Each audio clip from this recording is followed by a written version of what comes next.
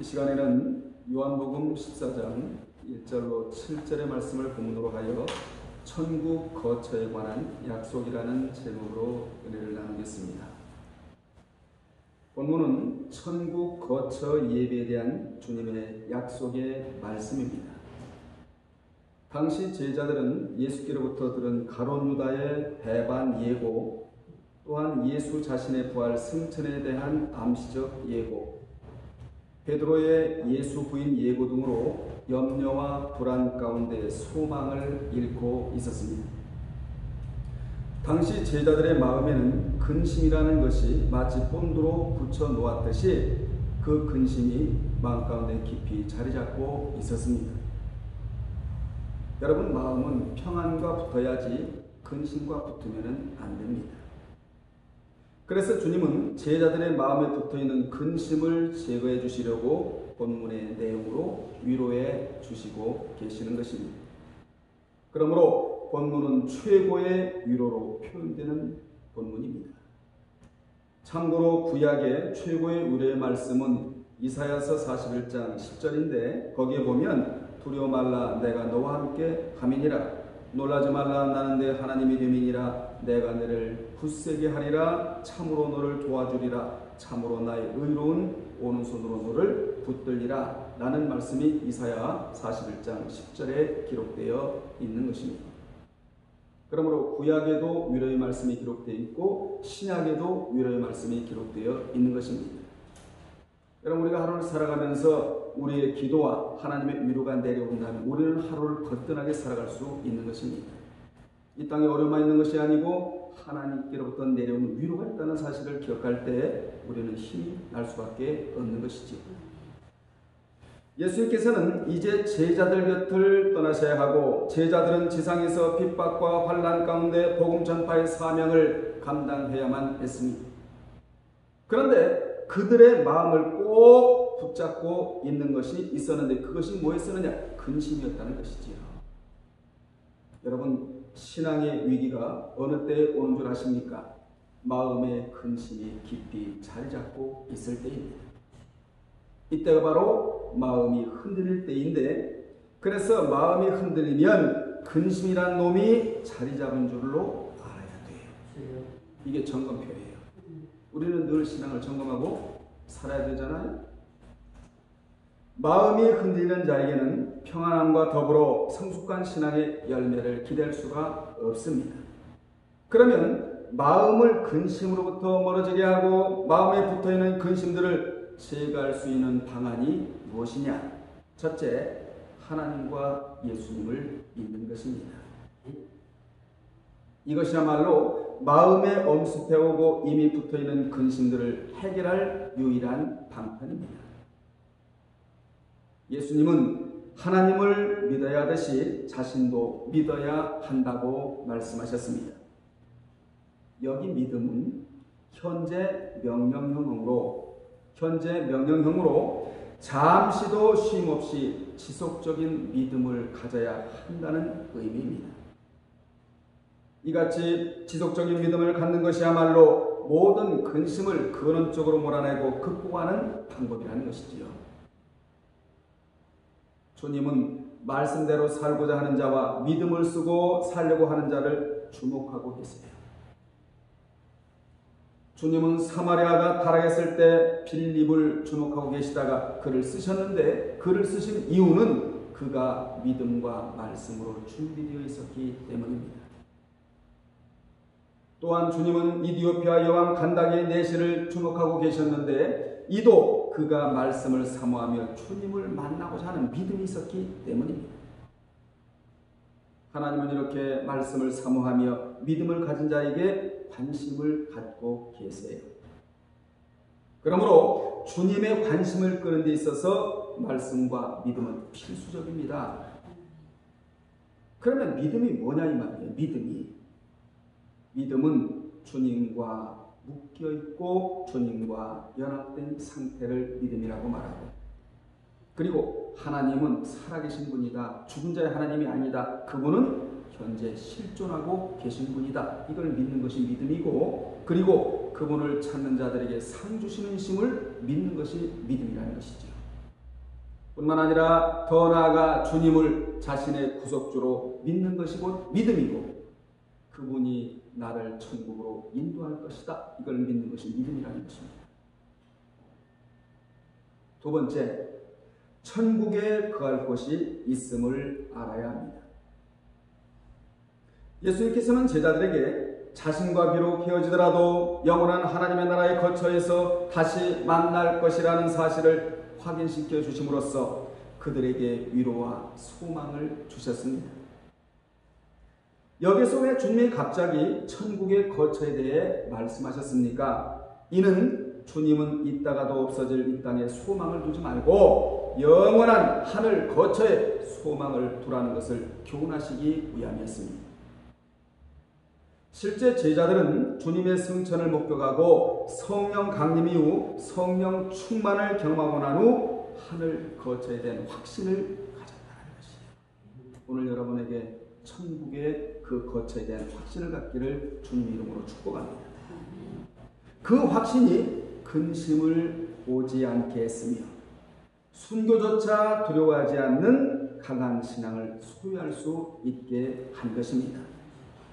따라서 예수님은 본문에서 그 거처를 예배하러 가시는 구체적인 이유가 무엇인가를 밝히셨는데 그것은 바로 너희들, 여기 너희들이 누굽니까? 즉 제자들을 위함이라고 말씀하셨습니다. 여러분, 우리는 저희가 되면 안 돼요. 너희가 돼야 돼요. 저희하고 너희는 하늘과 땅 차이예요. 저희는 말씀을 사모하지 않는 부류, 육적인 그러한 부류를 저희라고 말하고 너희는 주님 곁에 따라다니는 동행자, 말씀을 사모하는 자, 그 자들이 따라오니까 주님이 입을 열어 가르쳐 이르시되 하며 말씀을 전파하셨다는 것을 볼 수 있지 않습니까? 우리는 주님 곁에 머물러 있는 너희가 되어야 될 줄로 믿습니다. 주님은 너희들 즉 제자들을 위함이라고 거처를 예비하는 이 내용이 이렇게 말씀하셨는데 예수님은 자신의 죽음이 제자들 위해서 꼭 필요한 것이며 그들뿐만 아니라 하나님께서 창세전에 선택하신 모든 사람들 위해서 반드시 지불하셔야 할 대가임을 말씀하셨습니다.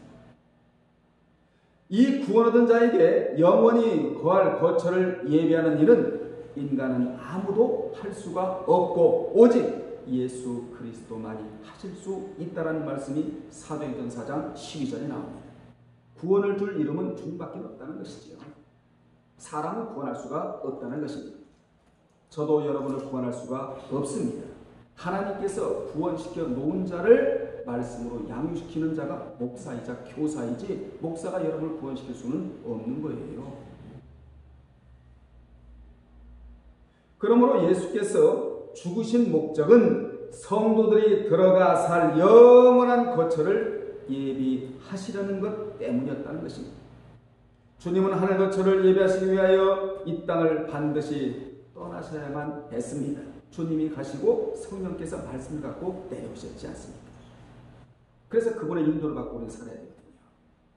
여러분, 성령의 인도받지 않으면 마귀의 인도를 받을 수밖에 없는 거예요. 마귀의 인도를 받으면 비정상적인 생각에서 비정상적인 생활을 할 수밖에 없는 거예요. 그러나 성령의 인도를 받으면 생각이 건전하고 생각이 온전해서 그 생각이 온전하고 건전한 것을 생활로 연결시켜 살아갈 수가 있게 되는 것이고 그래서 우리는 성령의 인도받고 살아야 되거든요. 그래서 본문에 보면 주님이 하늘 거처를 예비하시면 제자들을 그곳으로 인도하시기 위하여 다시 오실 것을 약속하셨습니다. 여러분, 그분이 언제 오실지 몰라요. 마태 24장 36절에 보면 주님이 언제 오실지는 아무도 모른다고 그렇게 말씀하셨어요. 하지만 분명한 것은 그분이 다시 오신다는 사실입니다. 이것은 명백한 겁니다. 이 사실은 모든 성도들의 소망이기도 합니다. 그때와 기한은 하나님의 고유의 주권적 영역이지만 우리는 그날을 소망하며 그날을 위해 항상 깨어 준비하는 삶을 살아야 합니다. 영이 깨어 있어야 된다 이 말이에요. 영이 깨어 있어야 생각이 깨어 있고 마음의 근심이 달라붙지 않게 되는 것이거든요. 이 깨어 있는 삶이 어떤 삶이냐? 등에 기름을 준비하는 삶이자. 등은 똑같이 주셨잖아. 열처녀에게 이게 구원이거든요. 그런데 구원받고 난 이후에 등에다가 기름을 채우는 것은 이건 행함을 이야기하고 있는 것입니다. 부지런히 우리는 등에 기름을 채워야 돼요. 주님이 오실 날을 소망하고 사는 삶이 기름을 준비하는 삶이자, 어디에? 등에다가. 그리고 세마포를 짜는 삶이자, 헌신과 봉사와 섬김의 삶인데 그 삶이 그대로 기념책이 의행으로 기록되는 것입니다.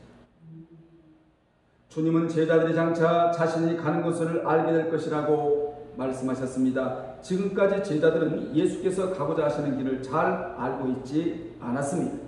특히 본문에 나오는 도마는 그 길을 알지 못한 자였습니다. 그래서 도마는 주님이 가시는 길에 대하여 질문을 했는데 5절에 보면 여기서 우리에게 주는 교훈은 뭐냐? 인생은 길을 알아야 한다는 거예요. 누구에게서 태어나서 왜 살아가며 어디로 가는지를 정확하게 알아야 되는 거예요. 사실 이 길이 성경에 자세히 기록되어 있는 것이거든요. 이 길을 알게 해 주시는 분이 예수 그리스도라는 사실입니다. 오늘 본문에 그걸 말씀하고 있잖아요, 주님이. 그러므로 인생은 3생이 있어야 한다, 이렇게 말해요. 3생. 첫째는 태생이 있고, 태생은 출생이지요. 두 번째로는 일생이 있으며, 세 번째로는 영생이 있어야 한다는 것입니다. 주님에게 우리는 태어난 자거든요. 주님으로부터 출생한 자 영이, 이것을 거듭남, 이렇게 표현하고 있는 겁니다. 이제 거듭났으면 일생을 살아가야 되는데 말씀으로 살아가야 되는 거예요. 불신자는 영원히 살아나야 할 자라면 우리는 우리의 삶을 말씀으로 살아갈 자거든요. 그래야 인격도 주님의 인격을 닮을 수가 있을 뿐만 아니라 삶의 부요와 풍요가 찾아오는데 그것은 말씀이 주는 것입니다. 말씀에 순종해야 그것을 대가로 받을 수가 있는 것이지요. 그리고 영생이 있는 것인데 영생은 구원의 보장입니다. 에이스 소테리아, 천국 안으로 쏙 들어가는 구원의 보장을 말씀하고 있는 겁니다. 이같이 인생이 복이 되려면 주님으로부터 영이 출생하여 성령으로부터 세례를 받고 말씀으로 신앙이 성장하여 영원한 거처에 들어가 상급, 기업, 유업, 멸류관을 받고 살아야 복된 자입니다. 따라서 인생은 잘나서 잘 살다가 잘 가야 될 자가 우리예요. 여러분 주님께로부터 잘난 자 아닙니까? 이제 잘 살아가야 됩니다. 말씀을 붙잡고 살아가시길 바랍니다. 천번 만번 얘기해도 또 우리가 들어야 할 말씀이 말씀으로 살아가라는 말씀이지요. 그리고 잘 가야 되는데 어떻게 가야 되느냐? 제세기간의 말씀으로 산 결과물을 가지고 다시 말하면 상급이 있는 채로 떠나야 될 자가 바로 우리라는 것이에요. 여러분은 상급이 없는 채 떠나지 말고 상급이 있는 채 떠나가는 여러분 되시기를 주의 이름으로 축복합니다. 세 번째, 예수님이 누구인지를 정확하게 알아야 합니다. 6절에 주는 말씀 아닙니까? 주님은 제자들에게 내가 곧 길이요 진리요 생명이니 나를 통하지 않고는 아버지께로 올 자가 없다고 말씀하셨습니다. 이 말씀은 성경 가운데서 예수님 자신이 누구인지를 가장 정확하게 알려주시는 말씀이기도 합니다. 특히 이 말씀은 다른 사람이 예수님을 평가한 것이 아니고 예수님 자신의 선언인 것입니다. 주님은 자신이 가려는 길, 즉 하나님께로 이르는 길에 대해 질문하고 있는 도마를 비롯한 제자들에게 세 개의 매우 함축적인 의미를 지닌 원어를 사용하여 자기 선언을 하신 것입니다. 여기에 등장하는 길, 진리, 생명은 주님의 속성을 대표하는 단어들입니다. 꼭 잊지 마시길 바랍니다. 주님에게 속성이 있잖아요. 길과 진리와 생명은 주님의 속성을 대표하는 단어들이 여기 등장을 하는 거예요. 무엇을 말씀하시려고? 천국의 거처를 말씀하시려고 이 세 가지 단어를 주님이 동원하시는데, 천국과 이 세 가지 단어와는 떨어질래야 떨어질 수는 불가분의 관계라는 것이지. 우리는 주님이야말로 이 세상에 있는 여러 길, 여러 진리, 여러 생명 가운데 하나가 아니라 유일무이한 길이요 진리요 생명이라는 사실을 본문을 통해서 알아야 합니다. 예수께서는 과거 한때 길과 진리와 생명이었던 것도 아니요 미래 어느 시점에 이르러서야 이 경지에 도달하는 것도 아닌 과거, 현재, 미래에 구애됨 없이 항상 길과 진리와 생명이라는 지식을 정립하고 있어야 한다는 것입니다. 그러면 길이란 무엇이냐? 길은 호도수로 이미 4절로 5절에 사용된 단어이기도 합니다. 길을 호도수라고 그렇게 표현하고 있거든요. 헬라어로. 이 호도수의 단어는 두 가지 의미를 내포하고 있는데, 첫 번째 의미는 뭐냐면 구원에 이르는 길, 즉 하늘 거처에 이르는 길이란 의미입니다. 그분이 하늘 목적지에 이르게 하는 유일한 길이라고 선언하신 것입니다. 이 선언은 사람은 할 수가 없습니다. 오직 하나님의 아들 예수 그리스도만이 이 선언을 하실 수 있는 것입니다. 두 번째 의미는 자신이 구원 그 자체가 되실 뿐 아니라 또한 사람들을 자신에게로 오게 하신다는 의미입니다. 주님에게 다가오면 구원이 있잖아요. 영생이 있지 않습니까? 그래서 구약에는 하나님을 찾으라. 그러면 찾게 될 것이다. 그분을 만나라. 그러면 사는 역사가 있을 것이다. 이런 말씀이 굉장히 많아요. 그러면 진리란 무엇이냐?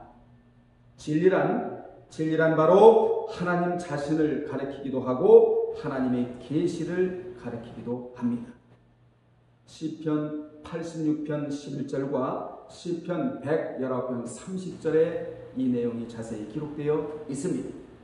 따라서 예수께서 자신을 그 진리라고 하신 것은 자신이 제2위 성자 하나님이시며 하나님께서 말씀하신 계시의 실현자임을 보여주는 것입니다. 요한복음 1장 18절에 기록되어 있는 말씀 아닙니까? 다시 말하면 예수님 자신이야말로 진리의 원형이 되신다는 선언이에요. 이 진리의 원형 앞에 비진리가 설 수 없고 우리 교회는 진리만 원하는 교회가 되어야 합니다. 특히 마지막 때는 더 그래요. 여러분, 진리 곁에 비진리가 설 수가 없습니다. 진짜 신앙자 곁에 가짜 신앙자가 설 수가 없는 거예요. 여러분, 비극 중에 가장 큰 비극이 뭔지 아십니까? 가짜가 진짜 행세하고 있다는 것이 가장 큰 비극이에요. 가짜는 하나님 앞에 솔직히 저 가짜입니다라고 하나님 앞에 고백을 해야 되는 거예요. 아버지여, 제가 가짜인데 하나님이 진짜로 만들어 주셔야 될 것이 아니겠습니까? 눈물 흘리면서 회개하면서 하나님 앞에 진실하게 고백할 때 가짜 신앙을 하나님께서 진짜로 만들어 주시거든요. 가짜가 진짜 행세하고 있다가 가짜로 그냥 굳어져 버리면 이건 빼도 박도 못하는 거 아니겠습니까? 이 진리의 원형 앞에 사탄의 세력은 언젠가는 파멸되고 말 것입니다. 진리의 원형 앞에 설 수 있는 것은 아무것도 없습니다.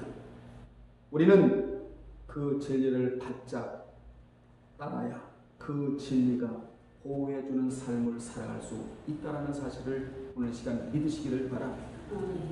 여러분은 진리가 외면하는 삶이 아닌 진리가 보호해주는 인생을 살아가시기를 축복합니다. 진리가 외면하면 만물이 외면해버려요. 그러나 진리가 보호하면 만물도 도와줘요. 내 뇌도 도와줘서 치매가 오지 않게 하고, 손을 도와주고 팔을 도와주고 생각을 도와주고, 그래서 진리가 도와주면 만물이 다 나를 도와주는 편에 서게 된다 이 말이에요. 그러나 진리를 외면하면 만물도 외면해버린다는 것이 호세아서 4장에 보면 마지막 때 믿는 자가 타락하면 바다에 고기도 없어진다고 되어 있단 말이에요. 모든 것이 쇠잔해질 것이다 이렇게 표현되고 있잖아요. 그래서 진리를 붙잡고 살아가는 사람은 보장을 받아요. 삶이, 그 진리가 삶을 보장해 준다 그 말입니다. 그 다음에 생명이란 무엇이냐? 주님은 요한복음 5장 26절에서 아버지께서 자기 속에 생명이 있음 같이 아들에게도 생명을 주어 그 속에 있게 하셨고 하셔서 생명도 하나님의 속성임을 알게 하셨습니다. 그렇습니다. 하나님께는 생명이 있습니다. 하나님은 그 생명을 예수 그리스도에게 주셨고 우리는 그 아들 예수 그리스도를 통하여서 영생의 생명을 얻었습니다. 그러므로 이 생명은 곧 아버지와 그리스도와 연결된 생명이고 이 생명이 우리에게까지 연결된 것입니다. 그래서 우리는 생명신앙으로 나아가야 한다 그 말이에요. 신앙 중에 최고의 신앙이 생명신앙이거든요. 내 안에 예수 그리스도의 생명이 들어와 있다. 그러면 여러분 우리의 가치를 얼마나 많이 끌어올릴 수가 있을까요? 자존감이 얼마나 높아질까요? 주님의 생명이 우리 안에 들어와 있다는 이 사실만 깊이 깨닫고 살아도 우리의 신앙이 이렇게 나약한 신앙이 되지는 않아요. 이같이 영원한 생명의 원천은 바로 하나님과 주님에게 있습니다. 그래서 주님은 자신을 생명이라고 선언하신 거예요. 이 생명은 인간의 연수가 차서 끊어지는 생명이 아닌 영원히 지속되는 생명입니다. 예수님은 영원한 생명을 지니신 분이시기에 그 생명을 믿는 자에게 나누어 주신 거예요. 이같이 주님은 하나님의 속성인 길과 진리와 생명이라는 세 단어를 사용하여 진리의 길과 생명으로 이끄심을 당시 제자들과 오늘날 우리로 하여금 알게 하셨습니다. 예수님은 길을 보여주는 진리이셨고 생명을 주시는 진리이셨습니다. 그분이 영원한 생명을 주시기 위해 길과 진리로 이 땅에 오셨습니다. 그래서 그분을 통하지 않고는 하나님께로부터 나갈 수가 없다. 길이신 예수님을 통해야 하나님께로 나갈 수가 있고 진리신 예수님을 통해서만 하나님을 알 수 있으며 그분의 생명이 있는 자에게는 영원한 생명이 있다라고 성경은 말씀하고 있는데 이 생명을 이름하여 조회라고 말합니다. 영원한 생명이라는 거예요. 여기에 반대되는 생명이 바로 비오스, 일반적인 생명, 임시적 생명, 지상 생명이라고 그렇게 표현하고 있습니다. 여러분, 우리는 그분의 생명이 있습니다. 비오스가 아닌 조회. 세상 사람들은 지상에서 잘 먹고 잘 산다 할지라도 일반적인 생명, 비오스 생명 이것만 소유하고 살다가 끝나는 존재들이에요. 천국의 길을 알지 못하고 살다가 끝나는 존재들, 비오스라고 말하고 있거든요. 그런데 우리는 비오스의 생명을 소유하지 않고 조의 영원한 생명을 주님께로부터 받아서 소유하고 살아가고 있으니 생명신앙으로 나가야 하는 것은 당연한 거 아니겠습니까? 이 생명은 영혼의 양식 같은 말씀을 먹어야 살아갈 수가 있거든요. 네.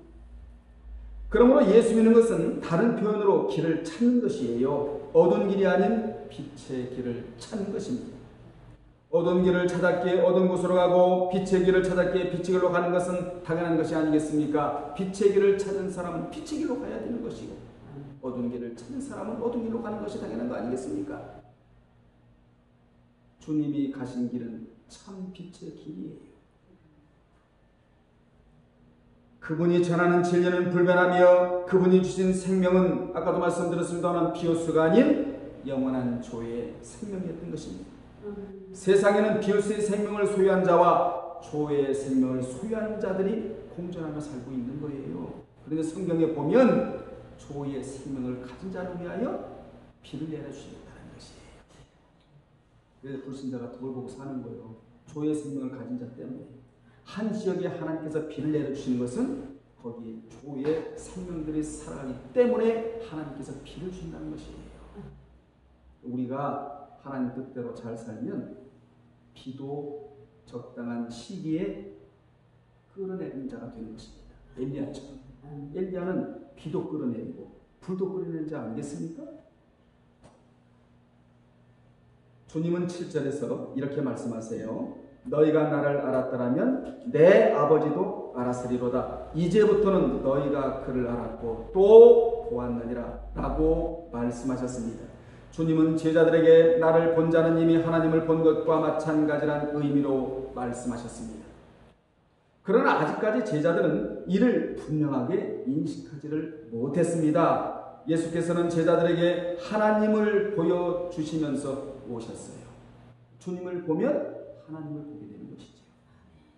진리를 보면 그 진리 속에 하나님이 계시되어 있잖아요. 성령님이 계시되어 있고 주님이 계시되어 있지 않습니까? 그들이 아직까지 그분의 말씀이 무엇인지 그 뜻을 정확히 이해하지를 못했다는 거예요. 이처럼 3년 반 정도의 기간을 예수님과 동고동락하면서도 예수님이 하나님 되심을 알지 못했다는 것은 영적 지식은 경험과 관찰이 아니라 믿음을 통해서만 얻어진다는 사실을 잘 보여주고 있습니다. 결론내리겠습니다. 마귀는 오늘 본문을 믿지 못하는 자들 속에 근심을 갖고 들어가 괴롭혀요. 그래서 말씀 안다는 것이 굉장히 중요합니다. 왜 그렇습니까? 대응 능력이 있을 뿐만 아니라 방어할 수가 있잖아요. 왜 그렇게 이 본문을 믿지 못하는 자들 속에 들어가 괴롭히느냐? 뭘 갖고 들어가서요? 근심 갖고 들어가 괴롭히느냐? 본문을 잘 이해하지 못하고 믿지 못하는 소망이 있기 때문이에요. 마귀는 소망 있는 자의 가슴을 파고 들어가지 않습니다. 이게 방어책이니까. 방패와 산성과 피난처와 요새가 되어주니까 말이에요. 여기 근심을 타라소라고 하는데, 근심을 타라소라고 하는데, 이 타라소의 의미는 마음을 뒤흔들어 혼란에 빠뜨린다는 뜻이에요. 이것이 마귀의 계획입니다. 계획. 마음이 탈이 났다는 거예요. 마음이 탈이 난 상태를 이름하여 성경은 근심이라고 표현하고 있다.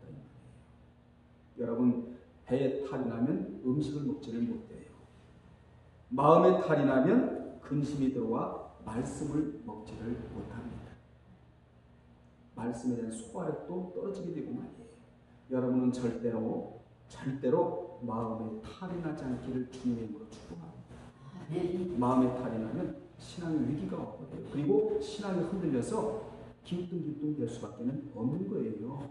오늘 말씀을 통하여 이 말씀을 그대로 믿고 마음의 근심을 제거해버리고 소망을 갖고 신앙의 균형감을 딱 갖추면서 앞으로 나가면 마귀의 방해를 받지 않을 줄로 믿습니다. 마음에 탈이 나면 근심이 들어오는데 그 근심을 잡는 유일한 길은 하나님을 믿고 예수님을 믿으며 주님이 나를 위해 천국의 거처를 예비하려 가셨다는 약속을 굳게 믿고 나도 언젠가는 그곳에 갈 준비를 지상에서 부지런히 하고 살아간다는 결단을 한다면 마귀는 절대로 근심을 갖고 가슴에 찾아오지 못하게 된다는 교훈입니다. 여러분, 거처는 사람이 만들 수가 없습니다. 주님이 만드세요.